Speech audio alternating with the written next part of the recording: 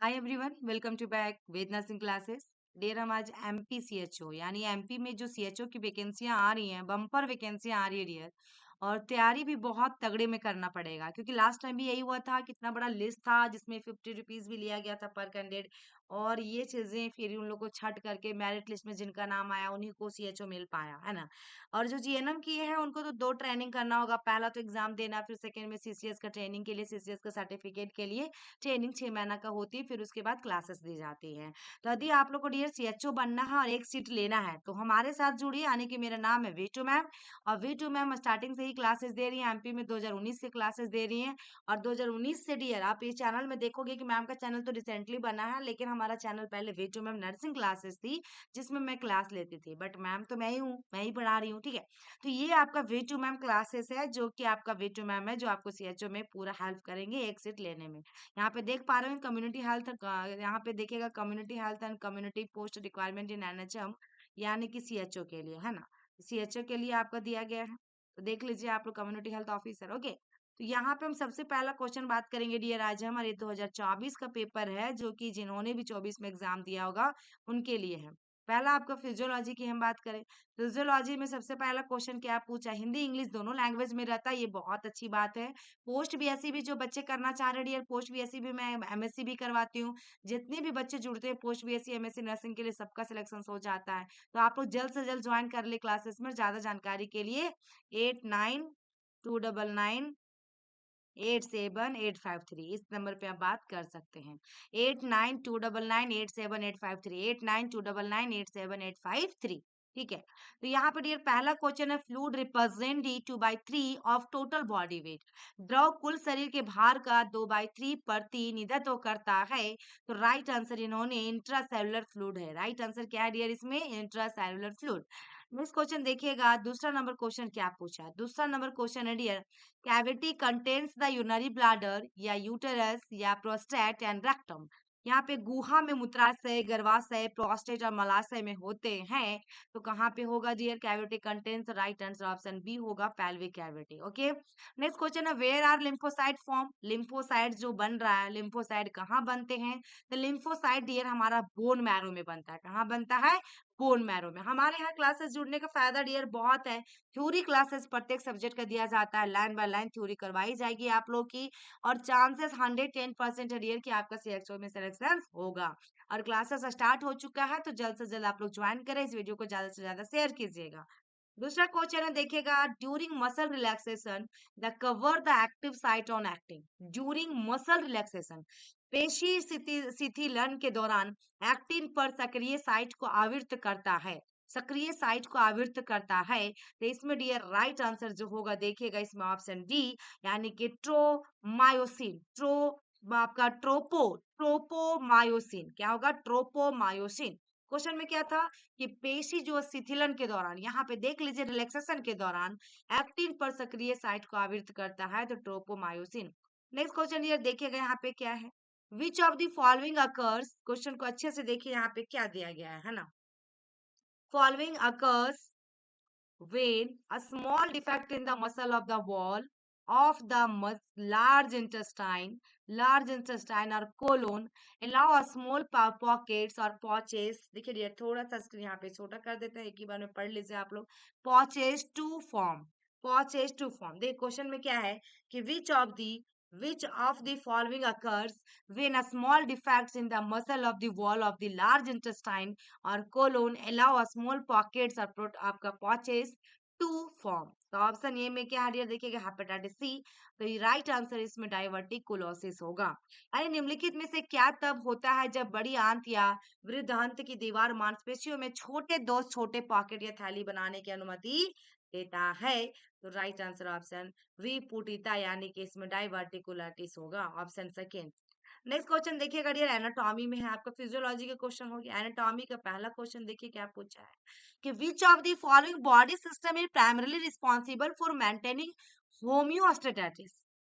यानी कि निम्नलिखित में से कौन सा शरीर तंत्र आपका समस्थापन को बनाए रखने के लिए मुख्य रूप से जिम्मेदार है? मुख्य रूप से जिम्मेदार है endocrine system and nervous system होगा। Endocrine system and nervous system होगा क्योंकि यहाँ पे body system is primary responsible for maintaining homeostasis, endocrine system और nervous system. Next dear, how much time does या हार्ट बीट लास्ट? तो हृदय की धड़कन कितने समय तक चलती है? तो 0.8 सेकेंड होता है। ठीक है। नेक्स्ट क्वेश्चन देखिएगा डियर, यहाँ पे विच आपका equation is correct for stroke volume? SB के बारे में पूछा, एसबी क्या स्ट्रोक वॉल्यूम का करेक्ट इक्वेशन क्या है? तो SB is equal to EDV minus ESV होगा। क्या होगा? EDV minus ESV. तो इसमें राइट आंसर क्या होगा? ऑप्शन थर्ड जाएगा डियर। ठीक है। तो इसमें देखिएगा ईडीवी आपका जो लिखा हुआ and diastolic volume and systolic volume कहते हैं इसकी फुल फॉर्म। तो राइट आंसर ऑप्शन थर्ड होगा। नेक्स्ट देखिएगा डियर, यहाँ पे क्या है? Type of nephron have short loops of Henle diet do not deep far beyond the cortex. Question को देखिए, प्रकार के विक्राणु में हेनले के छोटे लूप होते हैं जो आपका प्रांतस्था यानी कॉर्टेक्स से अधिक दूर तक नहीं डूबते हैं। तो राइट आंसर इसमें ऑप्शन ये होगा, कॉर्टिकल नेफ्रॉन्स। क्या होगा? कॉर्टिकल नेफ्रॉन होगा, यानी कि प्रांतस्था वृक्काणु होगा। नेक्स्ट क्वेश्चन है, what does the ciliary body in the eye do? ठीक है, यानी कि आंख में सिलेरली बॉडी क्या करती है? तो change the shape of lens to the focus light, यानी प्रकाश को फोकस करने के लिए लेंस का आकार बदलना। इतना इजी क्वेश्चन है ये, बहुत अच्छे तरीके से क्वेश्चन पूछा गया है। ठीक है। नेक्स्ट है demographic and common health statistics से क्वेश्चन पूछा डियर। तो देख लीजिएगा, सबसे पहला क्वेश्चन जो पूछा था, which stage of the demographic transition model is characterised by low birth rate and low death rate? देख लीजिए, भले ही आपका ये लॉन्ग क्वेश्चन में दे दिया लेकिन बहुत सिंपल था। Resulting in stabilise population. जनसांख्यिकी संक्रमण मॉडल के अनुसार किस चरण में कम जन्म और कम आपका मृत्यु की दर की विशेषता होती है, जिसके परिणाम स्वरूप देखिएगा स्थिर हो जाती है? तो डियर ये राइट आंसर इसमें क्या होगा? ऑप्शन डी जाएगा, यानी चरण 4 और स्टेज 4 होगा। ये स्टेज पूरा आपको कंप्लीट करना होगा डियर, 5 स्टेज टोटल। पूरी पढ़ेंगे आप लोग, सब कुछ मिलेगा। नेक्स्ट क्वेश्चन है देखिएगा डियर, यहाँ पे विच of the following country have या वन चाइल्ड पॉलिसी? निम्नलिखित में से किस देश में एक बच्चे की नीति है? एक बच्चे की नीति तो आपका चाइना में है। Next question, what does demographic transition theory concern with? जनसांख्यिकी संक्रमण सिद्धांत किससे संबंधित है? तो हमारा बर्थ और डेथ से संबंधित है डियर। जन्म और मृत्यु दर में परिवर्तन की व्याख्या करना। नेक्स्ट क्वेश्चन है, विच of the following types of statistical data classification method classify data based on descriptive characteristics of the data? निम्नलिखित में से किस प्रकार की सांख्यिकीय डेटा वर्गीकरण विधि डेटा की वर्णनात्मक विशेषताओं के आधार पर डेटा को वर्गीकृत करती है? तो इसमें राइट आंसर जो होगा ऑप्शन सी होगा, क्वालिटेटिव क्लासिफिकेशन। नेक्स्ट क्वेश्चन देखिएगा, इन या health research which of the following types of statistics is concern with making predictions, interference और जनरलाइजेशंस? देखिएगा, generalisation about a population based on sample data.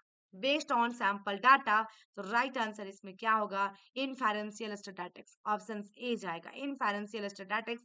Question में क्या था कि स्वास्थ्य अनुसंधान में निम्नलिखित में से किस प्रकार के आंकड़े नमूना डेटा के आधार पर जनसंख्या के बारे में भविष्यवाणियां, अनुमान या सामान्यकरण करने से संबंधित है? तो अनुमानिक आंकड़े होगा डियर। ठीक है, तो आज इतना ही रहने दीजिए। नेक्स्ट क्लास में हम लोग कम्युनिटी हेल्थ देखेंगे और एपिडेमियोलॉजी के बारे में। तो आप लोग थ्योरी क्लासेस में जुड़े डियर, क्लासेस स्टार्ट हो चुका है।